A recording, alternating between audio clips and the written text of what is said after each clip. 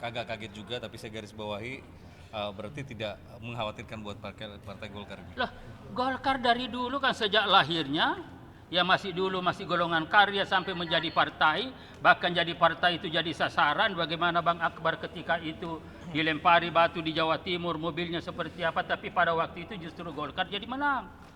Nah, setelah itu pemilu tahun 2009 tetap nomor 2, pemilu tahun 2014 nomor 2, 2019 nomor 2, 2024 juga tetap nomor 2. Jadi kan tidak perlu ada kekhawatiran. Kenapa? Karena Partai Golkar ini tidak tergantung kepada perorangan. Jadi apa yang dilakukan oleh teman-teman ini masalah ideologi. Karena kesemuanya gitu. Ya kembali kepada ideologi, kembali kepada nasionalisme, dan ini senantiasa disampaikan oleh Pak Prabowo. Pak Prabowo menyampaikan bahwa pemimpin ke depan itu mutlak memiliki patriotisme, nasionalisme, dan tentu juga religiositas. Itu penting. Nah ini kan semuanya kan itu, dan itu menjadi statistik nomor 1 kan. Jadi artinya adalah bahwa apapun bentuknya, mau ada pelatihan, mau apa, intinya adalah bagaimana generasi ini ke depan itu betul-betul memiliki patriotisme, bau tanggung jawab, memiliki sesuatu keberanian, kejujuran, keadilan. Patriotisme itu harus tercermin seperti itu. Demikian juga misalkan nasionalisme, rasa bangga terhadap ya negara, tanah air, dan lain-lain sebagainya. Nah kemudian ada religitas, ya ketuhanan yang Maha Esa, itu juga penting. Nah kalau ini semua sudah ada di dalam dada, dalam pikiran generasi muda, yang dalam teori itu disebut motivasi intrinsik, maka pasti mereka itu mau mati demi untuk bangsanya, berjuang untuk rakyat. Nah ini selalu yang disampaikan oleh Pak Prabowo. Nah sehingga apapun bentuknya nggak ada masalah. Tetapi mestinya ini juga nanti memang pelaksanaannya, di samping akan sebaiknya kalau ini secara nasional, lalu nanti pelaksananya seperti apa itu sangat tergantung kepada ciri karakter daerah masing-masing, karena tentu beda-beda. Ya ini akan diganti. Tetapi intinya itu, dan ini sudah disampaikan oleh Pak Prabowo. Ya, dan saya kira memang ini mutlak. Dan saya punya keyakinan Pak Prabowo sebagai seorang prajurit yang luar biasa dan juga sudah punya pengalaman luar negeri, ini dia melihat tantangan ke depan. Untuk mempertahankan tantangan ke depan ini, maka perlu patriotisme ini, perlu nasionalisme ini. Caranya bagaimana? Nah itu barangkali nanti tentu macam-macam ya. Tetapi kalau ada kebijakan secara nasional, ya kalau dulu itu kan ada yang ada mahasiswa itu yang ada apa itu? Kayak dari Sulsel itu, siapa dulu itu? Tarpatnas. Bukan Tarpatnas, ada mahasiswa itu bukan wajib militer tetapi Menwa dulu ada kan, kemudian kan ini kan semua. Jadi sebenarnya kan itu persoalan, tapi persoalannya ini loh yang harus dimiliki, dan ini loh kenapa? Karena ke depan ini pergaulan dunia semakin terbuka di mana-mana, dan pasti nanti di situ ada gesekan-gesekan ideologis saling mempengaruhi dan lain-lain sebagainya. Dan ketika itu nanti harus jelas bahwa generasi muda Indonesia, pemimpin Indonesia memperjuangkan dan mencerminkan identitas ciri karakter Pancasila sebagai ideologi dan falsafah bangsa. Ini loh yang pokok, ini yang pokok itu, ya. Apalagi terakhir dari saya Pak, ini kan hari ini yang cukup menjadi perhatian berita hari ini ada. Apa tuh? Ada ya, katanya wacana Pak Jokowi mau. Iya ada begitu. Oh, ya malah kita belum tahu, tapi kan selama ini kan katanya berproses bagaimana dengan Golkar. Ya kan, tapi kalau ada begitu ya namanya warga, apalagi ya mantan presiden 10 tahun kan, ya tergantung beliau kan. Dan memang kan konstitusi kita memberikan ya hak kepada setiap warga negara untuk membentuk itu apapun.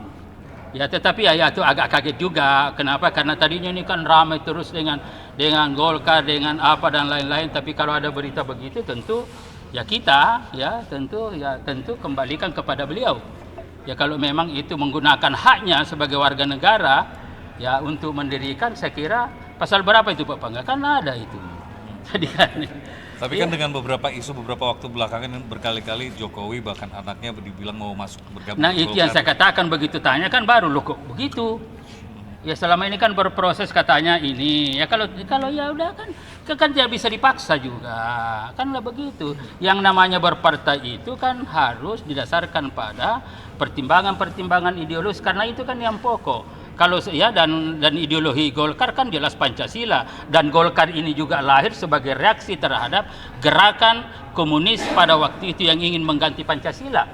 Jadi ini tidak bisa tawar-menawar di sini kan. Ya kemudian visi misinya misalkan seperti apa, itu kan jelas juga di dalam doktrinnya. Bagaimana karya kekaryaan, metodologi pendekatannya juga semua jelas. Jadi ini kan apalagi Golkar ini adalah partai terbuka. Golkar ini adalah milik rakyat Indonesia sehingga siapa saja yang mau masuk nggak ada masalah. Ini bukan milik kelompok, bukan milik keluarga, bukan, dan ini semacam apa namanya? Kalau PT itu sudah TBK. PT, ya TBK, dan apa itu sudah terbuka itu apa namanya itu? Ya go public. Ini Golkar ini go public siapa saja. Ini buktinya Pak Bahlil sekarang jadi ketua umum DPP Partai Golkar dari Papua. Saya jadi sekjen Golkar selama 8 tahun dari Sulawesi, dari kampung.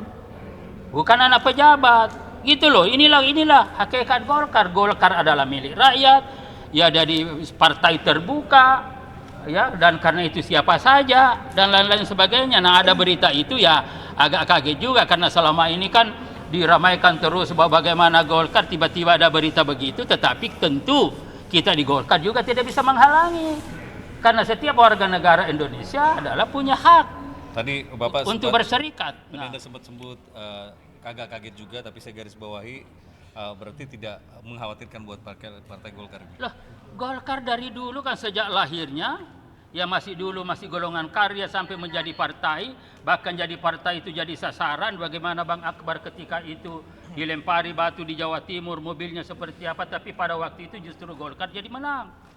Nah setelah itu pemilu tahun 2009 tetap nomor 2, pemilu tahun 2014 nomor 2, 2019 nomor 2, 2024 juga tetap nomor 2. Jadi kan tidak perlu ada kekhawatiran. Kenapa? Karena partai Golkar ini tidak tergantung kepada perorangan. Kebesaran Golkar adalah karena dibangun atas asas ideologi yang diperkuat oleh sistem dengan kepemimpinan yang kuat. Ini jelas kan Golkar itu. Basisnya adalah ideologis, ya kemudian ada sistem, ya konsep yang diperkuat oleh strong leadership, kepemimpinan yang kuat. Itulah Golkar. Jadi ketergantungan kepada individu tidak. Gitu loh, siapa saja. Ya, inilah hebatnya Golkar di situ. Karena itu yang saya katakan tadi, kebesaran Golkar, dan Golkar dulu dilahirkan bukan hanya pertimbangan rasional objektif, pertimbangan ideologis, pertimbangan sosiologis, tetapi pendiri Golkar ini memiliki intuisi yang sangat kuat melihat ke depan, dan ada jaminan bahwa Golkar dalam kondisi apapun pasti tidak hanya eksis tetapi survive. Bang, terkait ini Bang, terkait Orang juga semua kalau dikait-kaitkan berarti kan tidak terkait. Dan kalau ia kan dikait-kaitkan, dicoba ditarik-tarik. Nah itu yang saya katakan, salah satu faktor mengapa Indonesia ini tidak maju, karena kita tidak lagi mengamalkan Pancasila. Pancasila itu solidaritas sosial. Sejatinya kita senang melihat ada kader-kader muda maju, tetapi sebaliknya terjadi. Ya susah melihat orang senang, dan senang melihat orang susah.